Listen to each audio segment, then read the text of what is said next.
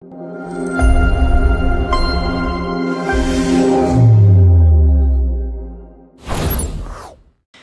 먼저 신경민 의원님께 좀 여쭙겠습니다. 오늘 드디어 공수처가 청구한 윤석열 대통령의 체포영장이 발부됐습니다. 이거에 대해서 대통령 측은 거세게 항의했고요.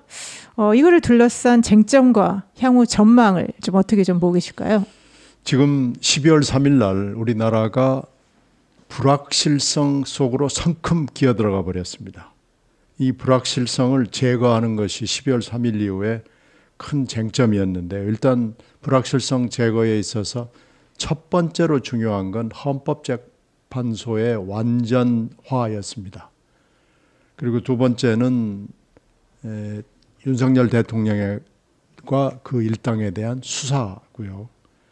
그리고 이제 그 수사를 하기 위해서 수사기관을 정리를 하고 특검을 빨리 작동을 시키는 거, 뭐 이런 것들이 지금 이 불확실성을 제거하고 시스템이 돌아가게 만드는, 그럼으로써 나라의 국정을 안정을 시키고 경제 문제나 정치적 사회적 문제를 줄이는 거였는데요. 일단 헌법재판소의 완전화는 못했지만 완전화에 가까운 쪽으로 지금 최상목 대행이 오늘 조치를 해준 거예요. 이것은 이제 여야가 그 사이에 물밑 대화를 통해서 얘기를 하던 것을 또 최 대행이 결정을 해준 거기 때문에 이것은 조금 불확실성의 제거라는 면에서는 일단 진일보한 건 맞고요. 이제 이 체제, 8인 체제를 가지고 이제 1월 초부터 어떻게 이제 굴러가서 이것을 가급적이면 이른 시일 안에 끝내게 되느냐라는 것이 이제 초미의 관심사인데, 지금까지 상례로 봐서 이 사안은 복잡하지 않기 때문에 헌법재판소를 잘 아는 사람들은 60일 안에 할 수 있다고 얘기를 합니다. 그런데 이제 굉장히 많은 이 지연술, 아마 윤석열 쪽에서 엄청난 수법을 동원할 거예요. 그것도 이재명 대표한테 배운 게 또 많이 있어가지고요. 굉장히 많은 수법들을 동원해서 2달을 넘겨서 석 달, 넉 달 내지는 180일이라는 그 규정을 풀로 쓰려고 생각을 할 거기 때문에 이게 이제 불확실성을 좀 높일 수 있는 요인이고요. 수사는 현재 사실 별로 진행이 되지 않았고 오늘 체포영장으로 약간 반보 정도는 뗐습니다마는 사실은 별로 그렇게 많이 뗀 것 같지는 않습니다. 왜 그러냐면 체포영장은 구속영장하고 다릅니다.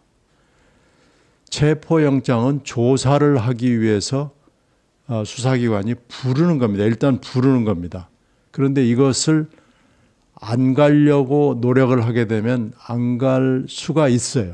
그걸 그렇죠. 지금 오늘부터 벌써 시작을 했어요. 예, 그리고 벌써 3번이나 네, 그 3번 해서 사실은 거부했죠. 2번 정도 소환에 불응하면 체포영장을 해야 되는데 지금 대통령이기 때문에 봐준 겁니다. 그래서 3번째 해가지고 안 오니까 그날 밤 12시에 바로 해가지고 시간수로는 33시간 만에 나왔는데요. 하여튼 대개 24시간 안에 나오거든요. 그러니까 이건 나오는 건 나오는 건데 문제는 이 집행입니다. 이 집행을 놓고 1월 1일부터 아니면 오늘 저녁부터 굉장히 수싸움과 협상과 여러 가지 일들이 눈앞에 벌어질 거고요. 지금 현재 관저 앞에는 찬성하는 인파와 반대하는 인파가 거기도 대치하고 있습니다. 그래서 이것도 지금 변수입니다. 따라서 이 체포영장이 나오는 것까지도 어려웠습니다만은 체포영장이 집행이라는 문제는 그렇게 쉬워 보이지 않고요.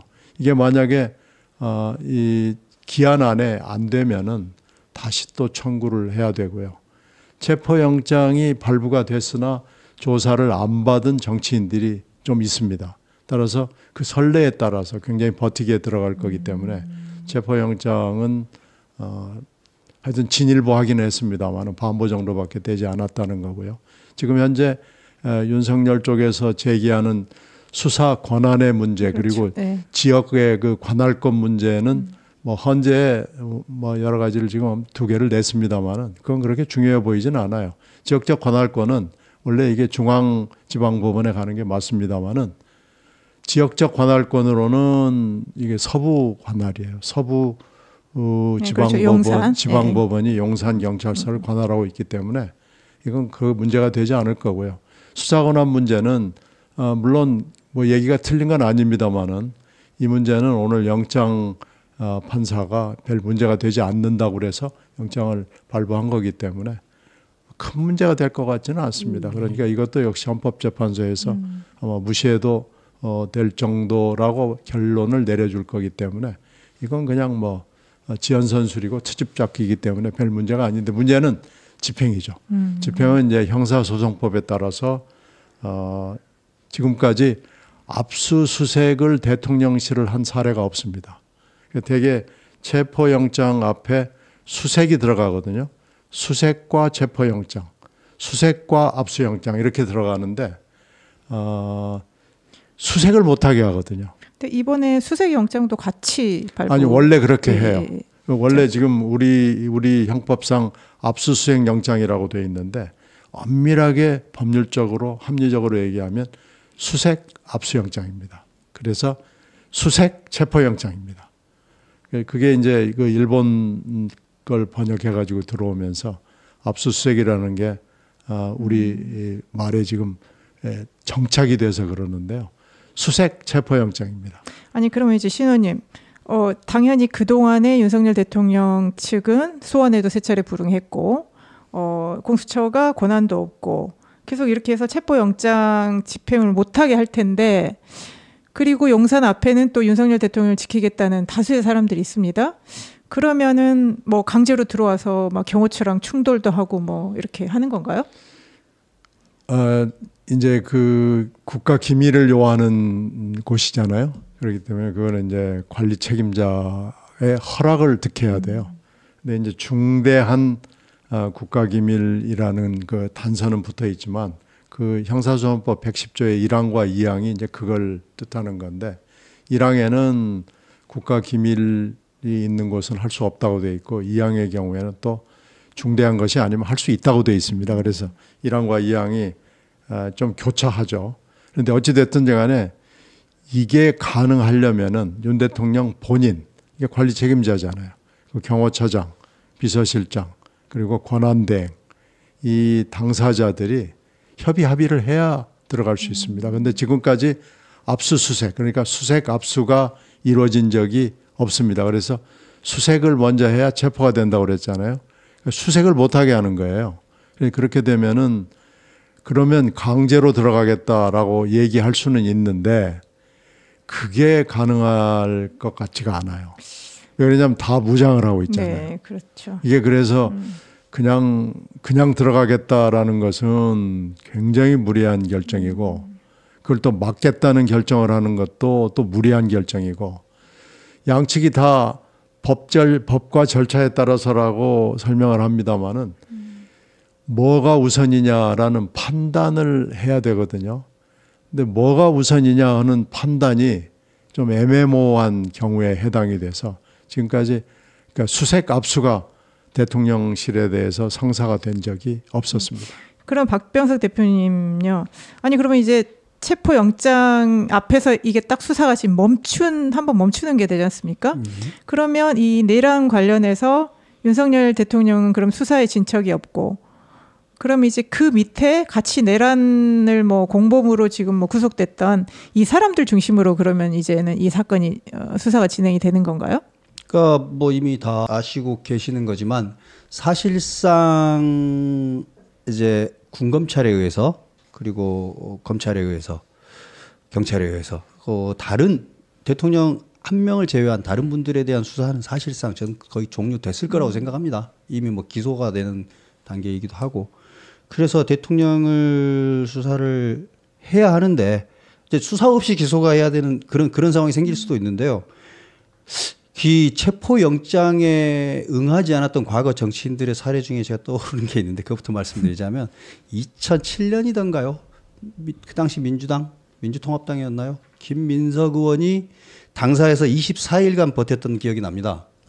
언론이 모르고 있던데요? 뭘 모릅니까? 당사에서 24일간 버티고 24일간 버티면서 나는 억울하다고 혼자 1인 농성을 했죠. 그때 제가 연자 농성이라고 표현을 잘못했는데 혼자 1인 농성을 했어요. 단식도 한번 하시지. 단식은 안 하고 1인 농성을 했는데 그래가지고 24일간 기어코 버티고 앞에서 경찰들이 몇 번을 진입하려고 했습니다만 그때 결국은 당사에 못 들어갔습니다. 당사도 못 들어갔던 거고 본인이 영웅이라도 되는 것처럼 앞에 나가고 24일째 되는 날 연설도 한번 하고 자진출두 형식으로 갔던 게 기억납니다. 자, 영웅처럼 연설도 한번 하고 갔었어요. 이게 한 20년도 안 된 일이죠. 그때도 24일이 걸렸습니다. 그때는 이제 대통령이 거쳐하는 그것도 아니고 당사에서. 그렇네요. 예. 2008년에 불법 정치 자금을 받았은 혐의로 예. 그리고 결국은 그게 어떻게 됐네요. 됐냐. 유죄 받았죠. 유죄 받아가지고 7억 2천만 원 추징금을 10몇 년간 안 받다가 기어코 바로 얼마 전에 냈다고는 들었습니다만. 그러니까 이런 일도 기억이 나는데요.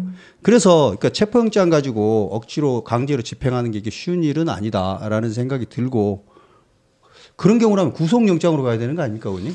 그러니까 구속영장은 집행을 하지 않을 수가 없어요. 네. 이 격이 다르거든요. 체포영장은 조사를 하기 위한 거고요. 구속영장은 당신은 죄가 분명하니까 지금부터 인신을 구치소에다가 집어넣겠다라는 거기 때문에 이것까지 경호실이 막아선다? 그건 있을 수 없는 일이거든요.